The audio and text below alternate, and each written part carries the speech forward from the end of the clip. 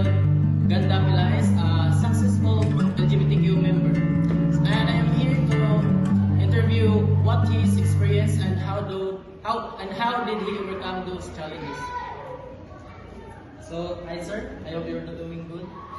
And my first question is, can you tell us a little about yourself and what you do?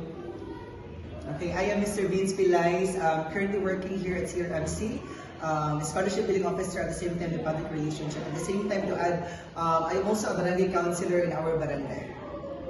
Yeah. So number 2, what inspired you to be open about your identity as a member of the LGBTQ community? So being open, what inspired me?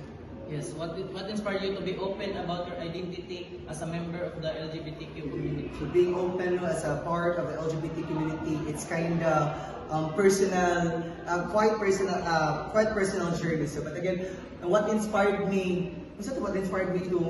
What inspired you to be open about your identity? Okay, what inspired me to be open about it is the self-acceptance. If you always accept yourself of who you are and what you are, then it can also we can also conclude that also inspiration of if how we're going to accept yourself. Second is the courage of the others, courage of the other part or member of the LGBT community, to the extent nga na encourage ka to na-inspired ko ka para mag-open ka who you truly are is kanang ako nang lantaw ang mga mas dako pa sa kuan naguna pa nako and how they really accept their self, they really accept their flaws, even though that there are a lot of mga judgment nga ihatag sa mga katawan. At the same time, the third one is the support of the family member. That also inspired me to magpailag yun unsa man jud ko. So my third question is, what challenges have you faced and how did you overcome them? So again, there are a lot of challenges nga ato masinati individually. But again, this is different because we are part of the LGBT community. And again, I would like also to reiterate to each and everyone that who are watching this interview.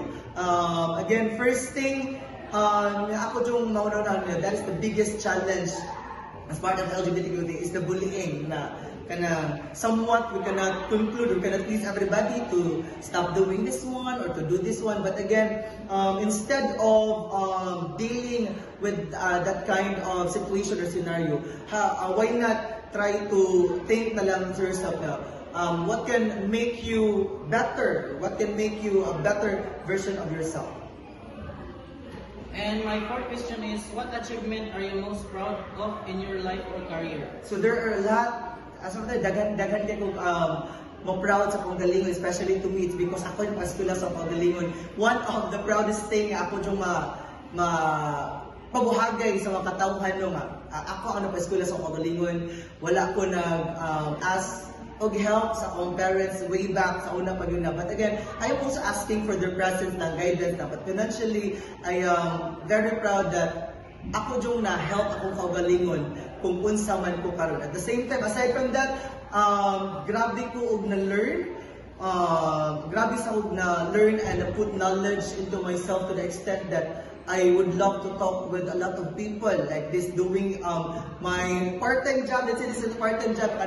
Akong gusto sa nga trabaho is hosting. So those are the things I'm very proud of them. I know how to host, how to deal with a lot of people at the same time akong pauman na akong galingon without the help of others.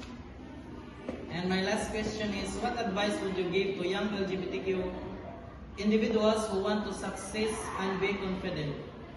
Okay, the advice that I would like to give to all the part of the LGBT community nga are still growing, no, I would like to reiterate to them that again, do not do anything na it can create bad thing to you. At the same time, it can also create bad thing to the people who surround you. It's because kanang binuhatan, makakonclude ang sa katawa, kami particular na tao, batin yun siya batasan. It's because you are doing this kind of situation and imong batasan. But again, I would like also to give an advice sa mga bata nga, do not be afraid of what you are.